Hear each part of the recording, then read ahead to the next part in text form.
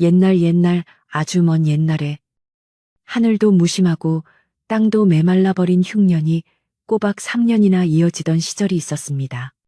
마을 앞을 흐르던 맑은 개울은 바닥을 드러내 거북이 등처럼 쩍쩍 갈라졌고 산짐승들도 먹을 것을 찾아 마을로 내려오다 힘이 빠져 쓰러지기 일쑤였습니다. 마을 사람들의 얼굴에는 핏기가 사라진 지 오래였고 아이들의 울음소리마저 배가 고파 잦아들던 참혹한 겨울이었습니다. 그 마을 끄트머리 산비탈이 시작되는 곳에 쓰러져가는 초가집 한 채가 위태롭게 서 있었는데 그곳에는 병든 홀어머니를 모시고 사는 효성, 지극한 소년 강호가 살고 있었습니다. 강호는 나이가 어렸지만 마음속 깊은 곳에는 태산 같은 듬직함이 자리 잡고 있어 마을 어른들도 칭찬을 아끼지 않는 아이였습니다. 강훈의 집 부엌 살림은 바닥이 난 지 이미 오래되어 쌀독을 긁어도 쌀알 하나 나오지 않는 형편이었습니다. 지난 가을에 겨우 주워 모은 도토리와 나무뿌리로 근근히 입에 풀칠을 해왔지만 그마저도 며칠 전에 동이 나고 말았습니다. 어머니는 굶주림과 추위 탓에 몸져 누워 계셨는데 며칠째 물 한 모금 제대로 넘기지 못하고 식은땀만 흘리고 계셨습니다. 방 안에는 온기라곤 찾아볼 수 없었고 문틈으로 새어 들어오는 칼바람만이 내탄 방을 휘젓고 다녔습니다. 강호는 어머니의 차가운 손을 자신의 양손으로 감싸 쥐고 입김을 호호 불어보았지만 어머니의 손은 좀처럼 따뜻해지지 않았습니다. 어머니의 거칠어진 숨소리가 끊어질 듯 이어질 때마다 강호의 가슴은 천갈래만 갈래로 찢어지는 듯 했습니다. 어머니, 조금만 참으세요. 제가 산에 가서 뭐라도 구해올게요. 산토끼라도 한 마리 잡아오면 기운을 차리실 수 있을 거예요. 강호는 헬쑥한 얼굴로 잠든 어머니 곁에서 나직하게 속삭였습니다. 사실 산이라고 해서 뾰족한 수가 있는 것은 아니었습니다. 이미 마을 사람들이 먹을 것을 찾아 산을 이잡듯이 뒤진 터라. 남아있는 것이라곤 앙상한 나뭇가지와 차가운 눈뿐이라는 것을 강호도 잘 알고 있었습니다. 하지만 이대로 앉아서 어머니가 돌아가시는 것을 지켜볼 수만은 없었습니다. 강호는 낡은 무명 저고리를 여미고 구멍난 집신을 단단히 동여맸습니다. 부엌 구석에 놓여있던 녹슨 낫 하나를 허리춤에 차고 나서는데 문 밖의 세상은 온통 하얀 눈으로 뒤덮여 눈이 시릴 지경이었습니다. 문을 열고 나서자마자 매서운 겨울바람이 강호의 뺨을 사정없이 때렸습니다. 눈은 발목까지 푹푹 빠졌고 한 걸음을 뗄 때마다 살을 애는 듯한 추위가 온몸을 파고들었습니다. 강호는 배고픔에 다리가 후들거렸지만 이를 악물고 눈 덮인 산길을 오르기 시작했습니다. 마을 뒤편의 솟은산은 험하기로 소문난 곳이었지만 깊은 골짜기로 들어가면 혹시라도 겨울잠을 자지 않는 짐승이나 꽁꽁 얼지 않은 뿔이라도 찾을 수 있을지 모른다는 신락 같은 희망 때문이었습니다. 앙상한 나뭇가지들이 바람에 흔들리며 기괴한 소리를 내었고 산새 한 마리 날지 않는 고요함만이 강호의 거친 숨소리를 감싸 안았습니다. 한참을 헤매며 산 중턱을 넘었지만 강호의 눈에 띄는 것은 아무것도 없었습니다. 눈 속에 파묻힌 바위를 짐승으로 착각해 뛰어가 보기도 하고 바람에 날리는 마른 잎을 보고 흠칫 놀라기도 했습니다. 배고픔은 이제 통증으로 변해 백가죽이 등뼈에 달라붙는 것만 같았고 눈앞이 어질어질해져 자꾸만 쓰러질 것 같았습니다. 이대로 쓰러지면 안 돼. 어머니가 기다리고 계셔. 강호는 정신을 잃지 않으려 허벅지를 꼬집으며 걸음을 옮겼습니다. 해는 서산으로 기울기 시작했고 산속의 그림자는 점점 길게 드리워지며 공포감을 더했습니다. 더 깊은 곳, 사람들이 잘 가지 않는 험한 바위 골짜기 쪽으로 가보아야겠다고 생각한 강호는 미끄러운 바위를 타고 넘었습니다. 그때였습니다. 하얀 눈밭 저 멀리서 무언가 붉은 점이 눈에 들어왔습니다. 강호는 눈을 비비고 다시 자세히 쳐다보았습니다. 그것은 분명 붉은 피였습니다. 누군가 사냥을 한 흔적인가 싶어 강호는 가슴이 뛰기 시작했습니다. 만약 사냥꾼이 잡고 흘린 짐승이라도 있다면 그것을 가져다가 어머니께 고깃국을 끓여드릴 수 있을 것이라는 희망이 솟구쳤습니다. 강호는 마지막 남은 힘을 짜내어 피가 묻은 눈 자국을 따라갔습니다. 가파른 비탈을 기어올라 바위 뒤편으로 돌아가니 그곳에는 생각지도 못한 광경이 기다리고 있었습니다. 낡고 녹슨 쇠덫에 다리가 끼인 채 하얀 짐승 하나가 고통스럽게 몸부림치고 있었던 것입니다. 가까이 다가가 보니 그것은 개도 아니고 늑대도 아닌 털이 눈처럼 새하얀 여우였습니다. 꼬리가 탐스럽고 털에 윤기가 흐르는 것이 예사 짐승처럼 보이지 않았습니다. 여우는 덫에 걸린 뒷다리에서 피를 흘리며 강호가 다가오자 경계하는 듯 날카로운 이빨을 드러내고 낮게 으르렁거렸습니다. 하지만 그 소리는 위협적이라기보다는 고통과 두려움에 찬 비명에 가까웠습니다. 강호는 멈칫하며 자리에 멈춰 섰습니다. 여우다. 그것도 흰 여우야. 강호는 침을 꿀꺽 삼켰습니다. 이 짐승을 잡아가면 며칠 동안은 어머니와 배불리 먹을 수 있을 것이고 가죽을 팔면 쌀도 살 수 있을 것이라는 생각이 머릿속을 스쳤습니다. 강호는 허리춤에 차고 있던 낫을 천천히 꺼내 들었습니다. 여우는 강호의 손에 들린 낫을 보자 몸을 더욱 움츠리며 파들파들 떨었습니다. 짐승의 검은 눈동자가 강호의 눈과 마주쳤습니다. 그 눈빛은 너무나도 맑고 깊어서 마치 사람의 눈처럼 애원하는 듯 보였습니다. 금방이라도 눈물을 떨어뜨릴 것 같은 그 처연한 눈빛을 보자 강호의 손에서 힘이 빠지기 시작했습니다. 살려달라는 건가? 강호는 망설였습니다. 굶어 죽어가는 어머니를 생각하면 당장이라도 낫을 휘둘러야 했지만 고통스러워하는 생명을 보니 차마 죽일 수가 없었습니다. 게다가 흰 여우는 영물이라 함부로 해치면 벌을 받는다는 옛 어른들의 말씀도 떠올랐습니다. 강호는 낫을 내려놓고 한숨을 깊게 내쉬었습니다. 배에서 꼬르륵 소리가 요란하게 울렸지만 마음을 고쳐먹기로 했습니다. 네, 녀석도 어미가 있고 가족이 있겠지. 나처럼 배가 고파 먹을 것을 찾으러 나왔다가 변을 당했구나. 강호는 조심스럽게 여우에게 다가갔습니다. 여우는 강호가 낫을 내려놓는 것을 보고는 으르렁거리는 것을 멈추고 가만히 강호의 움직임을 지켜보았습니다. 강호는 두려움을 억누르며 덫 쪽으로 손을 뻗었습니다. 쇠덫은 꽤나 단단하게 물려 있어 어린 강호의 힘으로 벌리기가 쉽지 않았습니다.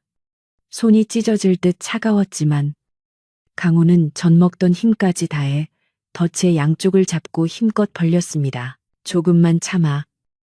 거의 다 됐어. 강호가 신음소리를 내며 덫을 벌리자 쇳덩이가 삐걱거리며 조금씩 틈을 보였습니다. 여우는 그 틈을 타 재빨리 다리를 빼냈습니다.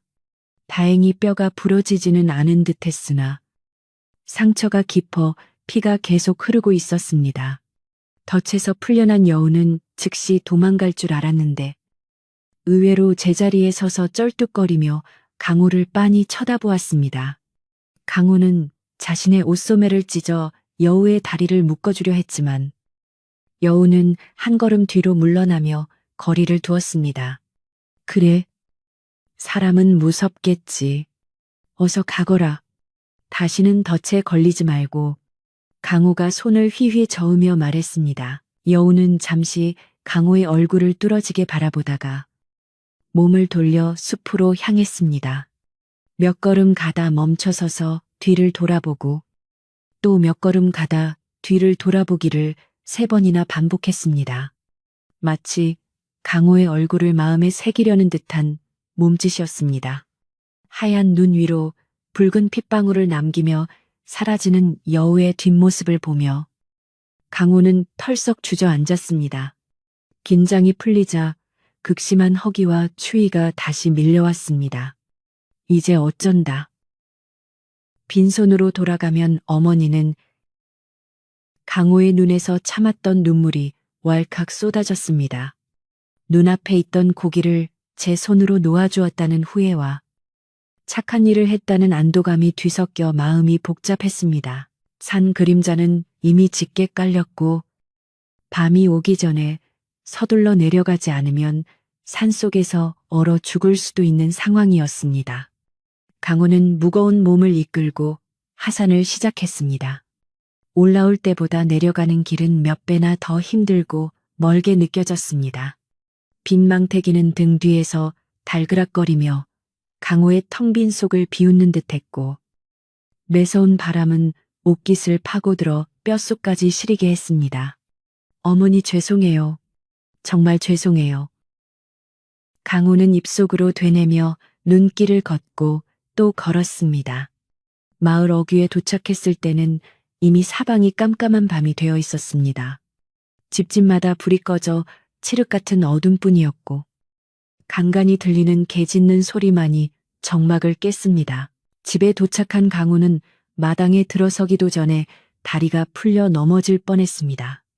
방문을 열고 들어서니 냉기가 가득한 방 안에서 어머니의 얕은 숨소리가 들려왔습니다. 강호는 죄스러운 마음에 불을 켜지도 못하고 부엌으로 가서 물 한 사발을 떠왔습니다.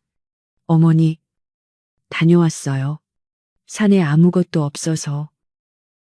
물이라도 드세요.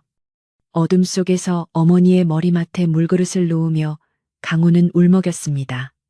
어머니는 힘겨운 목소리로 오냐. 고생했다. 네가 무사히 돌아온 것만으로도 나는 배가 부르다. 어서 이리 와서 자거라. 하고 말씀하셨습니다. 그 따뜻한 말 한마디가 강호의 가슴을 더욱 아프게 후벼 팠습니다. 강호는 어머니의 발치에 웅크리고 누웠습니다. 배가 너무 고파서 잠이 올 것 같지 않았지만 하루 종일 산을 헤맨 탓에 몸은 천근만근이었습니다. 내일은 아랫마을 채부자 댁에 가서 마당 쓰는 일이라도 달라고 사정해 봐야지. 강호는 내일의 걱정을 하며 까무룩 잠이 들었습니다. 얼마나 잤을까? 바깥바람 소리가 윙윙거리는 가운데 부엌 쪽에서 이상한 소리가 들려왔습니다. 달그락, 달그락, 마치 누군가가 그릇을 만지는 소리 같기도 하고 아궁이에 불을 지피는 소리 같기도 했습니다. 강호는 퍼뜩 잠에서 깼습니다.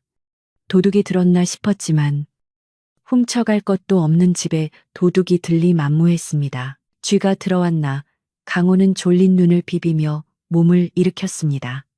그런데 방문 틈으로 묘한 냄새가 스며 들어오고 있었습니다. 그것은 차갑고 퀴퀴한 곰팡이 냄새가 아니었습니다. 아주 오래전, 흉년이 들기 전에나 맡아보았던 구수한 냄새. 바로 밥 짓는 냄새였습니다.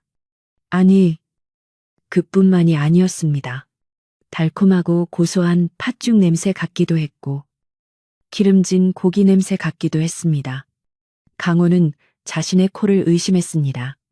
너무 배가 고파서 꿈을 꾸는 것이라고 생각하며 볼을 꼬집어 보았지만 분명히 아픈 생시였습니다. 냄새는 점점 더 진해져 방 안을 가득 채웠고 부엌에서는 여전히 부스럭거리는 소리가 들려왔습니다. 강호는 두려움 반, 호기심 반으로 방문을 조심스럽게 열었습니다. 차가운 마루 너머 부엌 쪽에서 희미한 불빛이 새어 나오고 있었습니다. 분명 아까 잠들기 전에는 아궁이에 재만 남아서 싸늘했는데 지금은 누군가가 불을 지핀 것처럼 온기가 느껴졌습니다. 강호는 숨을 죽이고 발소리를 죽여 부엌 쪽으로 살금살금 다가갔습니다. 문틈 사이로 부엌 안을 들여다보려던 찰나 부엌 문이 저절로 삐익 소리를 내며 조금 더 열렸습니다. 강호는 깜짝 놀라 뒤로 주저앉을 뻔했습니다. 부엌 안에는 아무도 없었지만 아궁이에는 빨간 불꽃이 타오르고 있었고 가마솥 뚜껑 사이로는 하얀 김이 모락모락 피어오르고 있었습니다. 그 광경은 도저히 믿을 수 없는 것이었습니다. 감도 없어서 며칠째 찬방에서 지냈는데 누가 와서 불을 떼고 밥을 지었단 말인가. 강호는 떨리는 다리를 진정시키며 부엌으로 들어섰습니다. 아궁이 앞에는 누군가가 앉아 있었던 흔적조차 없었고 다만 부뚜막 위에 소반 하나가 덩그러니 놓여 있었습니다. 소반 위에는 김이 모락모락 나는 하얀 쌀밥 한 그릇과 붉은 팥죽 한 그릇, 그리고 잘 구워진 고기 산적 몇 점이 정갈하게 차려져 있었습니다. 마치 제사상에나 올릴 법한 귀한 음식들이었습니다. 강호는 이것이 도깨비의 장난인지 아니면 산신령의 조화인지 알 수 없어 멍하니 서 있을 뿐이었습니다. 그때 부엌 뒤쪽의 낡은 나무 문이 덜컹거리며 바람에 흔들렸습니다. 강호가 그쪽을 바라보았을 때 열린 문 틈새로 하얀 무언가가 휙 지나가는 것이 보였습니다. 그것은 눈보라 같기도 했고 긴 꼬리 같기도 했습니다. 강호는 홀린 듯 뒷문을 열고 밖을 내다보았습니다. 눈 덮인 장독대 위에는 아무런 발자국도 남아있지 않았습니다. 오직 차가운 겨울바람만이 니탄 마당을 맴돌고 있을 뿐이었습니다. 다시 부엌으로 시선을 돌린 강호의 눈에 들어온 것은 여전히 따뜻한 김을 내뿜고 있는 음식들이었습니다. 꿈이 아니었습니다. 누군가가 혹은 무언가가 굶주린 강호와 어머니를 위해 이 귀한 음식을 차려놓고 사라진 것이었습니다. 강호의 머릿속에 낮에 산에서 만났던 그 흰 여우의 슬픈 눈망울이 스쳐 지나갔습니다. 강호는 떨리는 손으로 소반을 들어 올렸습니다. 따뜻한 밥 공기의 온기가 차가운 손바닥을 타고 전해져 오자 비로소 이것이 꿈이 아님을 실감할 수 있었습니다. 갓 지은 하얀 쌀밥에서는 윤기가 자르르 흘렀고 붉은 팥죽은 달콤하면서도 구수한 향기를 내뿜으며 식욕을 자극했습니다. 강호는 침을 꿀꺽 삼키며 서둘러 방으로 들어갔습니다. 어머니는 여전히 얕은 잠에 빠져 계셨지만 방 안에 퍼지는 음식 냄새에 콧날을 찡긋거리며 천천히 눈을 뜨셨습니다. 어머니, 일어나 보세요. 드실 것이 생겼어요. 강호의 목소리는 기쁨과 흥분으로 가늘게 떨리고 있었습니다. 어머니는 믿기지 않는다는 표정으로 강호가 내려놓는 소반을 바라보았습니다. 며칠을 굶어 헛것이 보이는가 싶어 눈을 비벼보았지만 분명 모락모락 김이 나는 따뜻한 밥상이었습니다. 강호는 숟가락으로 팥죽을 조심스럽게 떠서 어머니의 입가에 가져다 대었습니다. 어머니, 어서요. 식기 전에 드세요. 어머니는 힘겹게 입을 벌려 죽을 받아 넘기셨습니다. 따뜻한 죽이 목을 타고 넘어가자 어머니의 창백하던 얼굴에 조금씩 생기가 돌기 시작했습니다. 이게 도대체 무슨 조화냐? 이 귀한 쌀밥이며 고기며 어디서 난 것이냐 어머니가 물으셨지만 강호는 그저 빙그레 웃으며 나중에 다 말씀드릴게요. 일단 기운부터 차리세요. 라고 말할 뿐이었습니다. 사실 강호 자신도 이 기적을 어떻게 설명해야 할지 알 수 없었기 때문입니다. 어머니가 밥반 공기를 비우고 다시 잠드신 후에야 강호는 남은 밥과 반찬을 허겁지겁 입안으로 밀어 넣었습니다. 뱃속이 따뜻하게 채워지자 긴장이 풀리며 눈꺼풀이 무거워졌습니다. 다음 날 아침, 강호는 눈을 뜨자마자 부엌으로 달려갔습니다. 간밤의 일이 꿈이 아니었음을 확인하고 싶었기 때문입니다. 부엌은 깨끗하게 정돈되어 있었고 어제 먹었던 그릇들은 마치 새 것처럼 씻겨져 선반 위에 가지런히 놓여 있었습니다. 강호는 마당으로 나가 살인문 밖을 살펴보았습니다.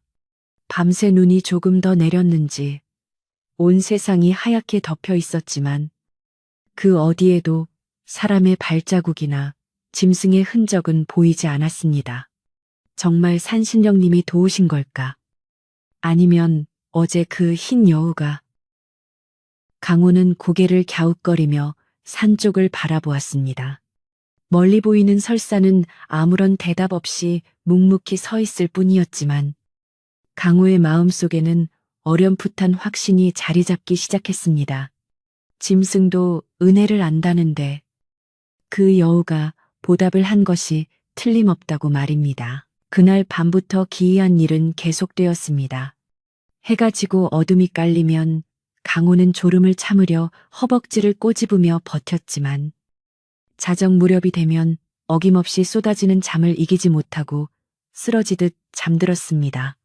그리고 아침에 눈을 뜨면 부엌 아궁이에는 온기가 남아 있었고 솥 안에는 먹음직스러운 음식들이 가득 들어 있었습니다. 쌀밥과 고깃국은 물론이거니와 때로는 산에서 캐낸 귀한 약초를 달인 물이 놓여 있기도 했습니다. 어머니는 그 약물을 드시고 하루가 다르게 기력을 회복하셨습니다. 누렇게 떴던 얼굴빛이 환해지고 혼자서 일어나 앉을 수 있을 만큼 기운을 차리시게 된 것입니다.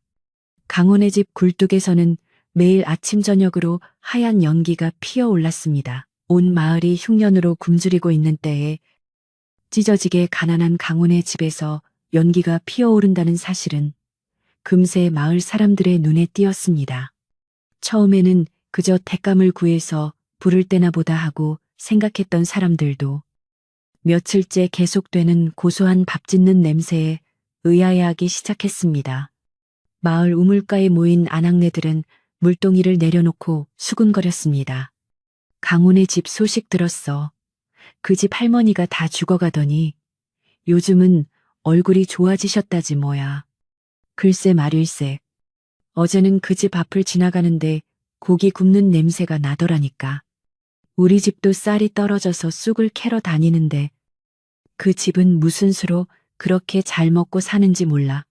소문은 꼬리에 꼬리를 물고 퍼져나갔고 사람들의 시선에는 부러움과 함께 의심이 서리기 시작했습니다. 마을에서 가장 크고 기와가 번드르르한 집에 사는 최영감은 욕심이 많고 의심이 많은 사람이었습니다. 그는 마을 사람들에게 높은 이자로 쌀을 빌려주고 논밭을 빼앗아 부자가 된 인물로 흉년이 들자 곳간 문을 굳게 걸어 잠그고 쥐새끼 한 마리 얼씬 못하게 감시하고 있었습니다. 따뜻한 아랫목에 앉아 곰방대를 물고 있던 최영감의 귀에도 강훈의 집 소문이 들어갔습니다.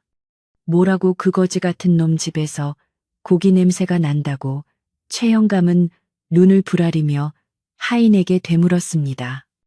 예, 마님, 동네 사람들이 다들 이상하게 여기고 있습니다. 강호란 놈이 밤마다 어디를 다녀오는지 아침이면 부엌에 쌀밥이 가득하다고 합니다. 하인의 말에 최영감은 벌떡 일어났습니다. 최영감의 머릿속에는 한 가지 생각밖에 없었습니다. 내 곡간이 털린 게 분명해. 그는 자신의 곡간에 쌓여 있는 곡식들이 안전한지 매일 확인했지만 혹시라도 자신이 모르는 사이에 쥐새끼처럼 드나들며 쌀을 퍼간 것이 아닌가 하는 의심이 싹겠습니다. 그렇지 않고서야 그 가난한 놈이 매일 쌀밥을 먹을 리가 없다고 생각했습니다. 당장 채비를 해라. 내 눈으로 직접 확인을 해봐야겠다. 최영감은 지팡이를 집어들고 하인들을 앞세워 강훈의 집으로 향했습니다. 눈 덮인 길을 걸어가는 최영감의 발걸음은 씩씩거리는 콧김만큼이나 거칠고 빨랐습니다. 마을 사람들도 무슨 일이 벌어지나 싶어 하나둘씩 최영감의 뒤를 따랐습니다. 강훈은 마당에서 어머니가 드실 물을 데우고 있다가 들이닥친 사람들을 보고 깜짝 놀랐습니다. 최영감은 살인문을 발로 뻥 차고 들어오더니 다짜고짜 소리를 질렀습니다. 이놈 내 놈이 내 곳간을 털어갔느냐. 강훈은 영문을 몰라 어리둥절한 표정으로 최영감을 바라보았습니다. 영감님, 그게 무슨 말씀이세요? 저는 영감님 댁 근처에도 간 적이 없습니다. 강호가 억울함을 호소했지만 최 영감은 들으려 하지 않았습니다. 시침이 떼지 마라. 이 흉년의 내놈 집에서 밥 짓는 냄새가 진동을 한다는데 도둑질이 아니고서야 어디서 쌀이 났겠느냐. 최 영감은 지팡이로 부엌 쪽을 가리키며 하인들에게 명령했습니다. 어서 뒤져라. 쌀 한 톨이라도 나오면 이놈을 당장 관하로 끌고 갈 것이다. 하인들은 우르르 부엌으로 몰려가 솥뚜껑을 열고 찬장을 뒤엎었습니다. 솥안에는 아침에 먹다 남은 하얀 쌀밥이 조금 남아 있었고 찬장 구석에는 말린 고기 몇 점이 발견되었습니다. 하인이 그것들을 들고 나와 최 영감 앞에 내밀었습니다. 마님, 여기 쌀밥과 고기가 있습니다. 최 영감은 증거를 잡았다는 듯이 회심의 미소를 지으며 강호를 노려보았습니다. 보아라, 이 흉년에 이런 귀한 음식이 어디서 났느냐, 바른대로 말하지 못할까. 강호는 입이 10개라도 할 말이 없었습니다. 산속에서 만난 흰 여우가 가져다 준 것이라고 말해봤자 미친놈 취급을 받을 것이 뻔했고 그렇다고 다른 핑계를 댈 수도 없었습니다. 강호는 그저 고개를 숙이고 입술만 깨물었습니다. 방 안에 있던 어머니가 소란스러운 소리에 놀라 밖으로 나오셨습니다. 영감님, 이게 무슨 행패입니까? 우리 강호는 남의 물건에 손을 댈 아이가 아닙니다. 어머니가 병색이 완연한 얼굴로 사정했지만 최 영감은 콧방귀를 뀌었습니다. 자식 교육을 어떻게 시켰길래 도둑질을 두둔해 할망구 얼굴을 보니 아주 기름기가 흐르는구만. 내 쌀을 훔쳐먹고 살이 오르니 좋더냐. 최 영감의 모욕적인 말에 강호는 주먹을 불끈 쥐었지만 힘없는 자신이 할 수 있는 일은 없었습니다. 마을 사람들은 웅성거리며 강호와 최 영감을 번갈아 쳐다보았습니다.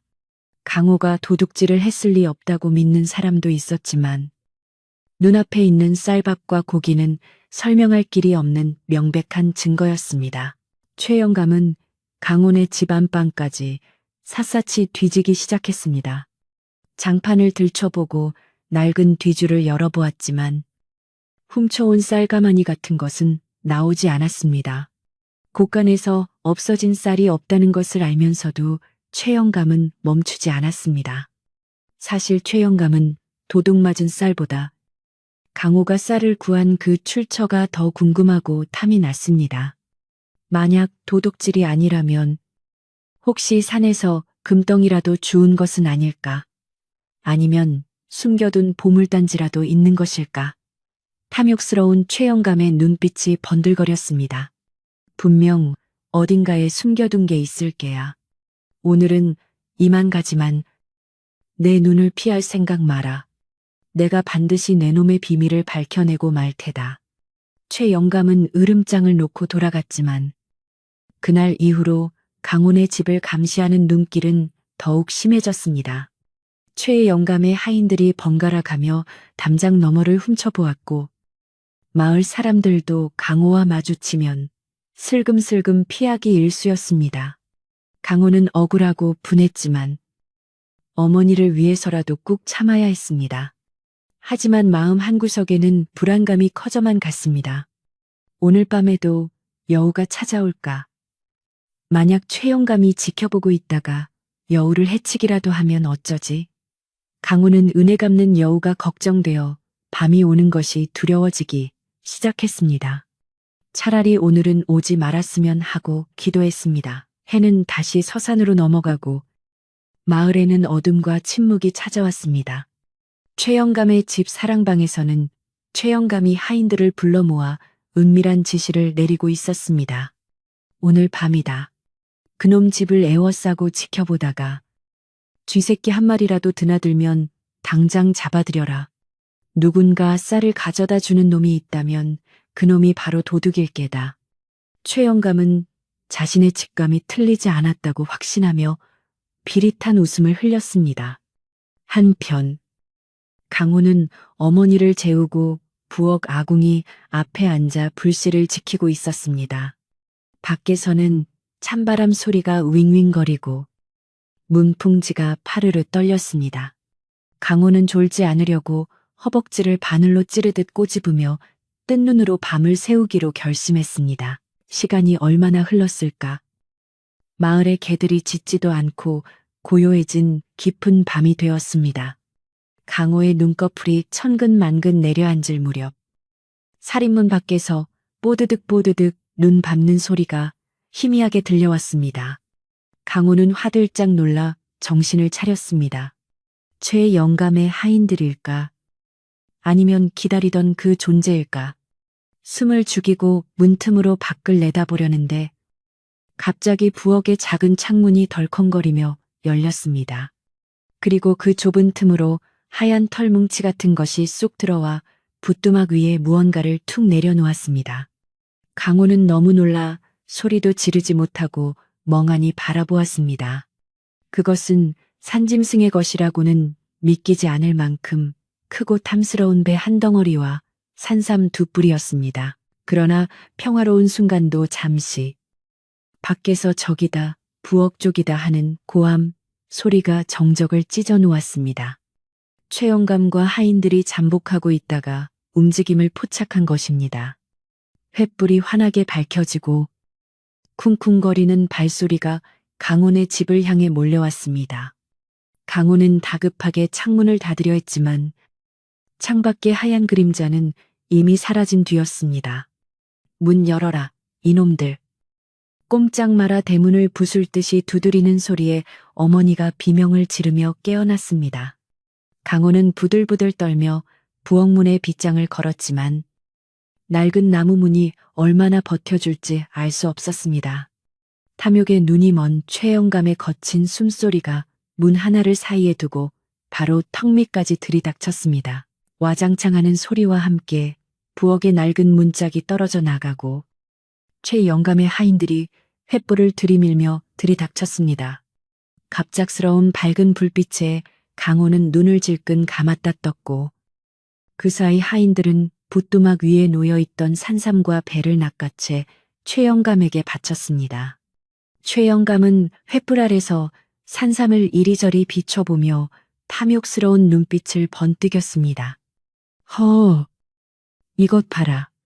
신만이들도 평생 한번 볼까 말까 한 천종 산삼이 아니냐. 내 놈이 이런 귀한 것을 어디서 훔쳤느냐. 최영감의 고함 소리가 밤하늘을 쩌렁쩌렁 울렸고 강우는 어머니 앞을 가로막으며 떨리는 목소리로 외쳤습니다. 훔친 것이 아닙니다. 정말입니다. 믿어주세요. 하지만 이미 눈이 뒤집힌 최영감의 귀에는 아무 말도 들리지 않았습니다. 소란스러운 소리에 잠을 깬 마을 사람들이 하나둘씩 강훈의 집마당으로 모여들기 시작했습니다. 횃불의 불빛에 비친 마당은 대낮처럼 환했고 사람들은 최영감의 손에 들린 산삼을 보고 입을 다물지 못했습니다. 저게 정말 산삼이라니. 강호가 정말 도둑질이라도 한 건가 아니야. 강호는 그럴 아이가 아니지. 뭔가 사연이 있을 거야. 사람들은 저마다 한마디씩 거들며 웅성거렸습니다.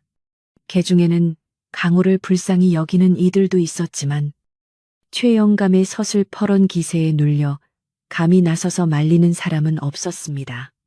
찬바람이 몰아치는 마당에서 강호와 어머니는 얇은 옷 하나에 의지한 채 추위와 두려움에 떨고 있었습니다. 최영감은 마치 원님이라도 된 양으스대며 강호를 죄인 취급했습니다. 그때 인파를 해치고 지팡이를 짚은 노인 한 분이 천천히 걸어 나왔습니다. 그는 마을에서 가장 연로하고 지혜롭기로 존경받는 박노인이었습니다. 박노인은 굽은 허리를 펴고 최영감을 향해 준엄하게 꾸짖었습니다. 여보게 최부자, 밤중에 이게 무슨 난리인가. 죄 없는 아이와 병든 어미를 이리 핍박해서야 쓰겠나. 박노인의 등장에 최영감은 잠시 움찔했지만 곧바로 콧방귀를 뀌며 대꾸했습니다. 노인장께서는 빠지시오.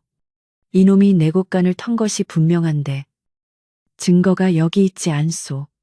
이 귀한 산삼을 가난한 놈이 샀을 리는 없고 훔친 것이 아니라면 설명이 안 됩니다. 최 영감은 산삼을 흔들어 보이며 자신의 주장을 굽히지 않았습니다. 박 노인은 혀를 차며 고개를 저었습니다. 자네 곳간에 산삼이 있었다는 말은 금시초문일세.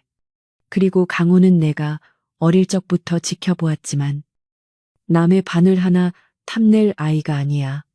하늘이 효심에 감동해 내린 선물일 수도 있지 않은가. 박노인의 말에 마을 사람들도 고개를 끄덕이며 동조하는 기색을 보였습니다. 분위기가 묘하게 돌아가자 최 영감은 조급해졌습니다.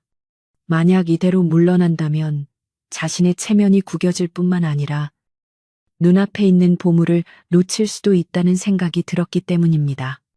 최 영감은 억지를 부리기 시작했습니다. 하늘이 감동흥. 귀신 신나라 까먹는 소리 마시오. 분명히 집구석 어딘가에 훔친 보물들을 숨겨둔 비밀 창고가 있을 게야. 최 영감은 하인들에게 명령하여 마당 한 구석에 있는 장독대와 헛간을 뒤지게 했습니다. 쨍그랑, 와장창, 애꿎은 장독들이 깨지고 맷집들이 흩날렸습니다. 강호의 어머니는 그 광경을 보며 아이고 아이고 통곡을 하셨고 강호는 주먹을 꽉 쥐고 눈물을 삼켰습니다. 집안을 쑥대밭으로 만들었지만 훔친 물건이나 금은보화는 나오지 않았습니다. 그러자 최 영감의 시선이 부엌으로 향했습니다. 그래, 밥 짓는 냄새가 났던 곳이 부엌이지. 분명 아궁이 밑이나 부뚜막 아래에 도깨비 항아리라도 묻혀 있을 것이다. 내 오늘 밤 직접 지키고 서서 그 정체를 밝혀낼 것이다. 최 영감은 아예 강원의 부엌을 차지하고 앉아 밤을 새우겠다고 선언했습니다. 최 영감은 강호와 어머니를 안방에 밀어넣고 밖에서 문고리를 걸어 잠갔습니다. 그리고는 하인 둘을 시켜 방문 앞을 지키게 하고 자신은 두툼한 이불과 화로를 챙겨 부엌으로 들어갔습니다. 오늘 밤 쥐새끼가 들어오든 도깨비가 들어오든 내 손에 잡히기만 해봐라. 아주 요절을 내주마. 최 영감은 몽둥이를 옆에 끼고 부뚜막 앞에 자리를 잡았습니다. 그는 강호가 누군가와 내통하여 물건을 빼돌린다고 굳게 믿고 있었기에 오늘 밤 그 공범이 다시 나타날 것이라 확신했습니다. 마을 사람들은 걱정스러운 눈빛으로 강훈의 집을 바라보다가 최 영감의 성화에 못 이겨 하나둘씩 흩어졌습니다. 방 안에 갇힌 강훈은 어머니의 손을 잡고 간절히 기도했습니다. 제발 오늘 밤은 오지 마. 여우야, 절대 오면 안 돼. 저 무서운 영감이 너를 해치려고 기다리고 있어. 강훈은 여우가 자신의 마음을 알아주기를 바라며 뜬 눈으로 밤을 지새웠습니다. 밖에서는 하인들이 코를 고는 소리가 들려왔고 밤바람 소리는 더욱 거세졌습니다. 부엌에 들어앉은 최 영감은 처음에는 눈을 부릅뜨고 문 쪽을 노려보았지만 따뜻한 화로 덕분인지 시간이 지날수록 눈꺼풀이 무거워졌습니다. 하지만 탐욕이 잠을 이겼습니다. 도깨비 방망이만 찾으면 나는 이 나라 제일 가는 부자가 될 거야. 최 영감은 헛된 망상에 빠져 희죽희죽 웃음을 흘렸습니다. 자정이 넘어가자 사위는 쥐 죽은 듯 고요해졌습니다. 달빛조차 구름에 가려 칠흑 같은 어둠이 내려앉은 시각. 부엌 안의 공기가 갑자기 차갑게 변했습니다. 화로의 불씨가 사그라든 것도 아닌데 뼛속까지 스미는 한기가 최 영감의 몸을 감쌌습니다. 최 영감은 옷깃을 여미며 몸을 떨었습니다. 어이구, 왜 이리 춥나? 문이 열렸나? 그는 투덜거리며 부엌 뒷문을 확인하려 했습니다. 그때 등 뒤에서 스스슥 하는 기이한 소리가 들렸습니다. 마치 빗자루로 바닥을 쓰는 것 같기도 하고 비단 옷자락이 끌리는 소리 같기도 했습니다. 최 영감은 흠칫 놀라 몽둥이를 움켜쥐고 뒤를 돌아보았습니다. 아무것도 없었습니다. 그저 낡은 부뚜막과 가마솥이 어둠 속에 덩그러니 놓여 있을 뿐이었습니다. 내가 헛소리를 들었나? 최 영감은 마른 침을 삼키며 다시 자리에 앉으려 했습니다. 바로 그 순간 닫혀있던 부엌 문이 소리 없이 스르르 열렸습니다. 바람이 부는 것도 아니었는데 문은 마치 누군가가 정중하게 여는 것처럼 부드럽게 열렸습니다. 최 영감은 숨을 멈추고 문 쪽을 응시했습니다. 사람의 형체는 보이지 않았습니다. 대신 희뿌연 안개 같은 것이 문턱을 넘어 부엌 안으로 밀려 들어오기 시작했습니다. 그 안개는 바닥을 타고 흐르더니 점점 뭉쳐지며 거대한 형상을 이루었습니다. 최 영감의 눈이 공포로 크게 확장되었습니다. 안개가 뭉쳐진 곳에서 푸른빛이 감도는 두 개의 점이 떠올랐기 때문입니다. 그것은 짐승의 눈동자였지만 호랑이나 늑대의 것과는 비교할 수 없을 만큼 깊고 영롱한 빛을 띠고 있었습니다. 그리고 부엌 벽면을 가득 채우는 거대한 그림자가 나타났습니다.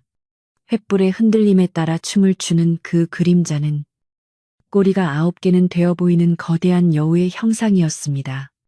최 영감은 비명을 지르려 했지만 목구멍이 턱 막혀 쇳소리만 새어나올 뿐이었습니다. 몽둥이를 쥔 손은 사시나무 떨듯 떨렸고 다리에는 힘이 풀려 주저앉고 말았습니다. 탐욕스러운 인간아. 어디선가 들려오는 목소리는 귀로 들리는 것이 아니라 머릿속에서 직접 울리는 듯했습니다. 굵고 낮은 그 목소리에는 서리빨 같은 위엄이 서려 있었습니다. 네 것이 아닌 것을 탐하고 죄 없는 자를 괴롭히는 네 죄가 하늘에 닿았다. 벽에 비친 거대한 여우 그림자가 입을 벌리자 부엌 안에 소뚜껑들이 덜그럭거리며 요란한 소리를 내었습니다. 최 영감은 이것이 꿈이기를 바랐지만 사르르는 한기와 압도적인 공포는 너무나도 생생했습니다. 눈앞의 존재는 단순한 짐승이 아니라 산을 지키는 신령스러운 존재임이 분명했습니다. 최 영감은 바닥에 머리를 쳐박고 살려달라고 빌고 싶었지만 몸이 말을 듣지 않았습니다. 그때 푸른 눈동자가 최 영감의 코앞까지 다가왔습니다. 하얀 털이 눈앞에서 일렁이는 듯했고 짐승의 숨결에서 나는 비릿함 대신 향긋한 풀냄새가 코끝을 스쳤습니다. 하지만 그 부드러움 뒤에는 당장이라도 목덜미를 물어뜯을 듯한 살기가 숨겨져 있었습니다. 당장 이곳을 떠나지 않으면 내 놈이 평생 모은 재물은 재가 되어 사라질 것이며 네 혀는 굳어 다시는 말을 하지 못하게 될 것이다. 그 경고는 천둥 소리보다 더 무겁게 최 영감의 심장을 내리쳤습니다. 최 영감은 공포에 질려 바지에 오줌을 지리고 말았습니다. 그는 히익하는 외마디 비명과 함께 네 발로 기어서 부엌 뒷문으로 도망치기 시작했습니다. 몽둥이도 화로도 체면도 모두 내팽개친 채 오직 살아야겠다는 생각뿐이었습니다. 뒷문을 박차고 나간 최 영감은 눈 쌓인 비탈길을 구르다시피 내려갔습니다. 귀신이다, 여우 귀신이다. 사람 살려 최 영감의 비명소리가 밤의 정적을 깨고 온 마을에 울려 퍼졌습니다. 문 밖을 지키던 하인들은 주인의 처참한 몰골과 기괴한 비명에 놀라 혼비백산하여 뒤를 쫓았습니다. 방 안에 있던 강호와 어머니도 그 소리를 들었습니다. 강호는 조심스럽게 방문을 열고 밖을 내다보았습니다. 부엌 쪽은 쥐 죽은 듯 조용했고 열린 문 사이로 하얀 달빛만이 길게 들어와 있었습니다. 강호는 떨리는 가슴을 안고 부엌으로 다가갔습니다. 부엌 바닥에는 최 영감이 버리고 간 몽둥이와 엎어진 화로가 뒹굴고 있었지만 그 무서운 기세를 떨치던 영감의 모습은 온데간데 없었습니다. 그리고 붓두막 위 최 영감이 앉아있던 그 자리에는 하얀 털 한 뭉치가 놓여 있었습니다. 달빛을 받아 은은하게 빛나는 그 털은 마치 강호를 안심시키려는 듯 따스한 기운을 내뿜고 있었습니다. 강호는 그 털 뭉치를 조심스럽게 집어들었습니다. 부드러운 감촉이 손끝에 닿자 긴장이 풀리며 다리에 힘이 탁 풀렸습니다. 고마워. 정말 고마워. 강호는 산 쪽을 바라보며 눈시울을 붉혔습니다.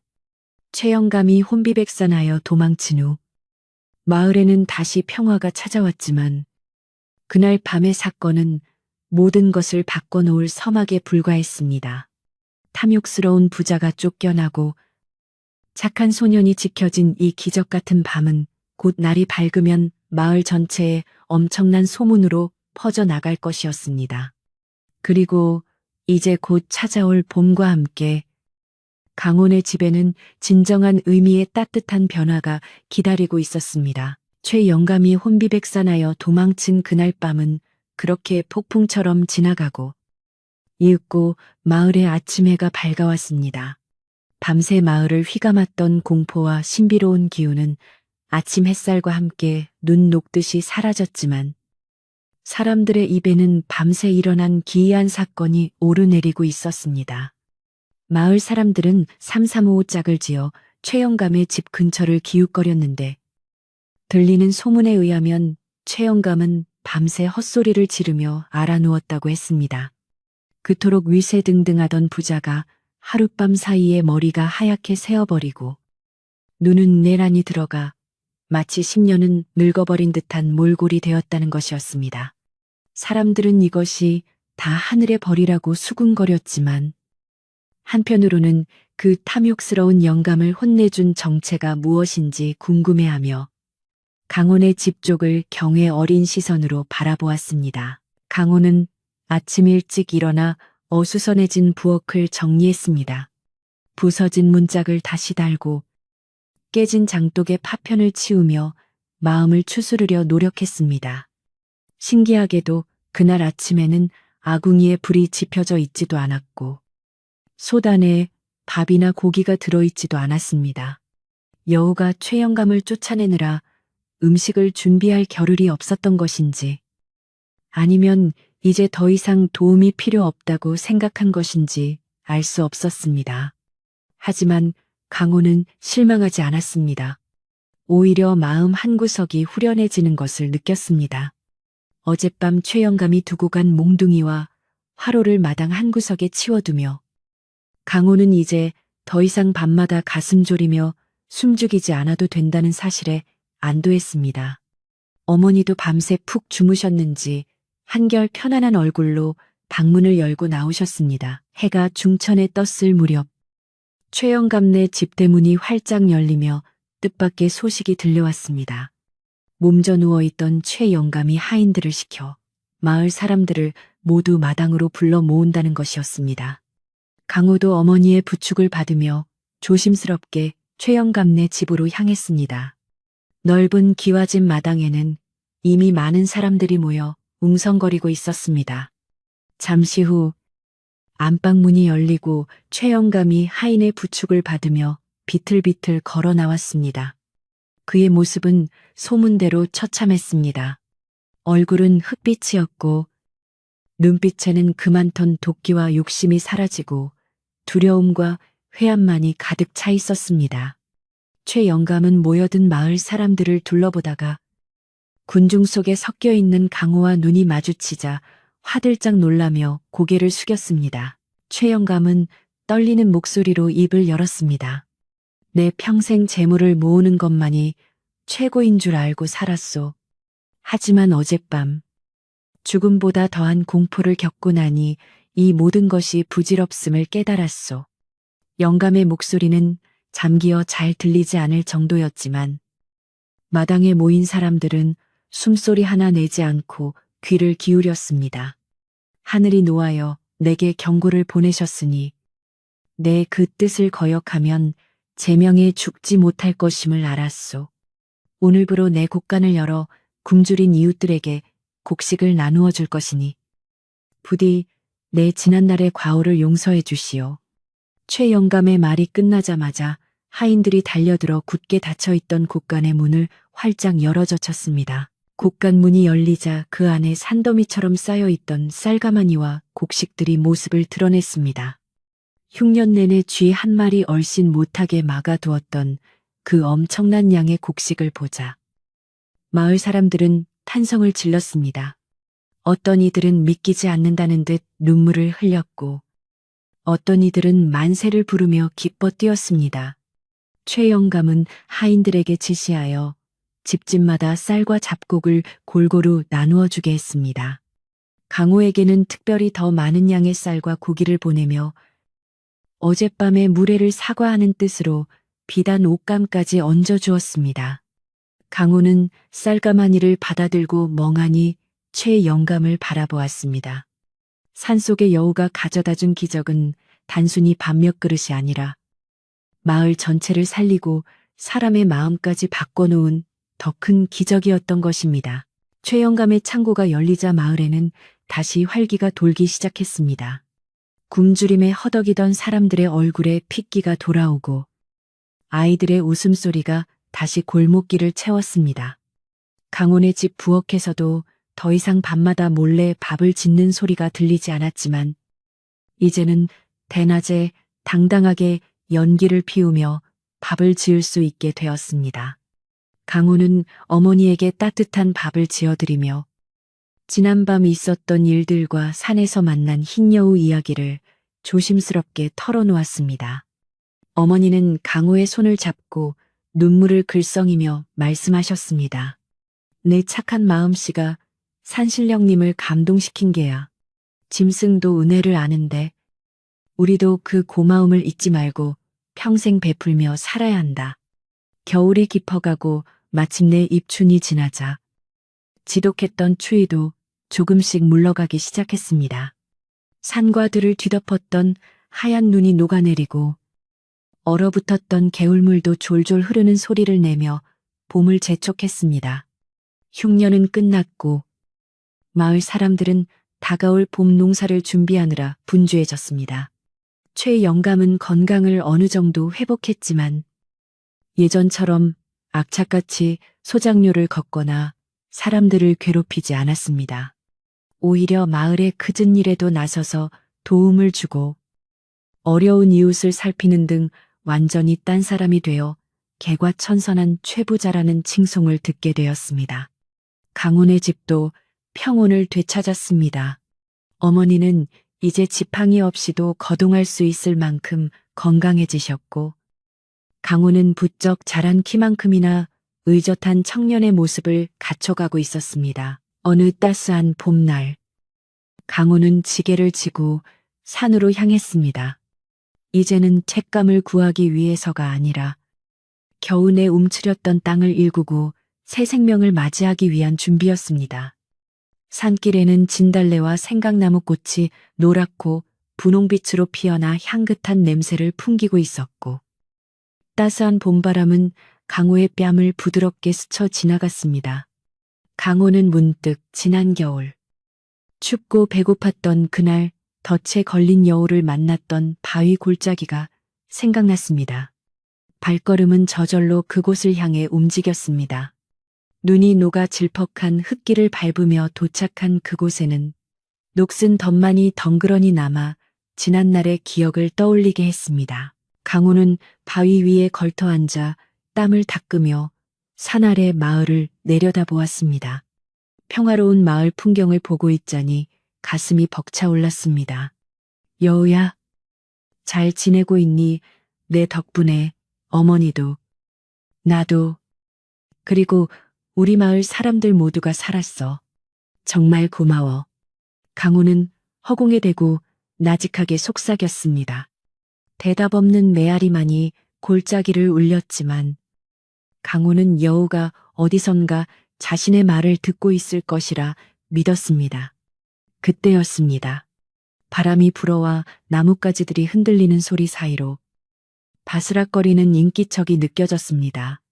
강호는 숨을 멈추고 소리가 나는 쪽으로 고개를 돌렸습니다. 저 멀리 햇살이 비치는 산등성이 위에 하얀 물체 하나가 서 있었습니다.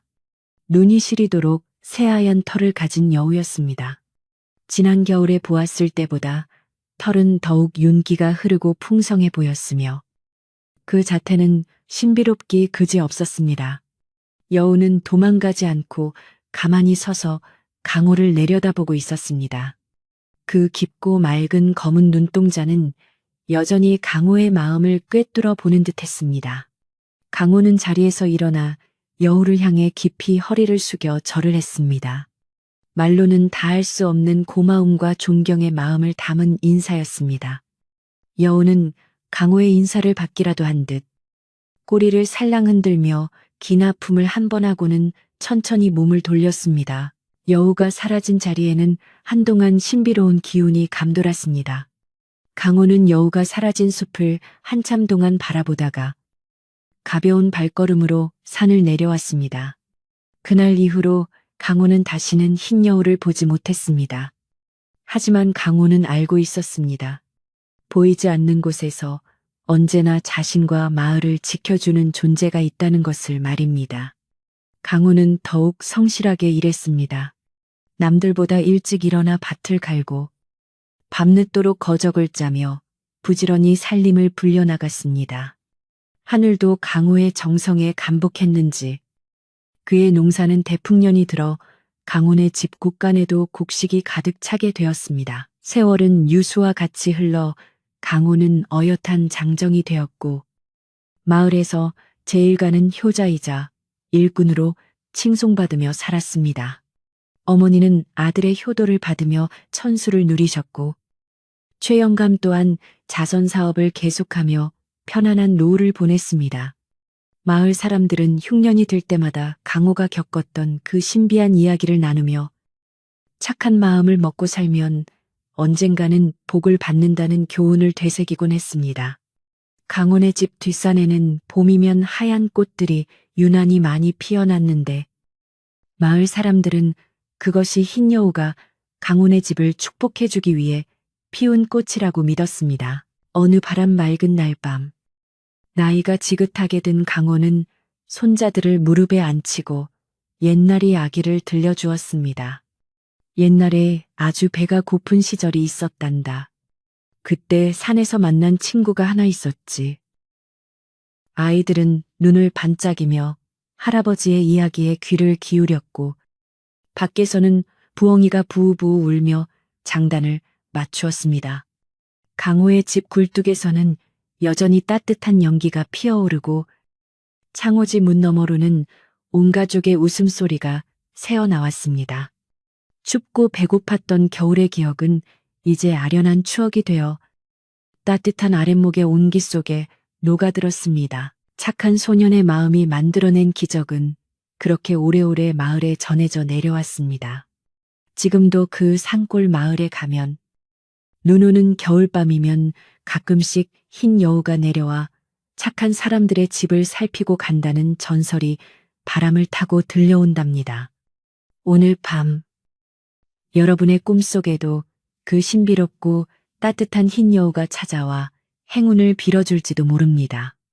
그러니 이제 걱정일랑 모두 내려놓고 포근한 이불 속에서 편안한 잠을 청해보세요.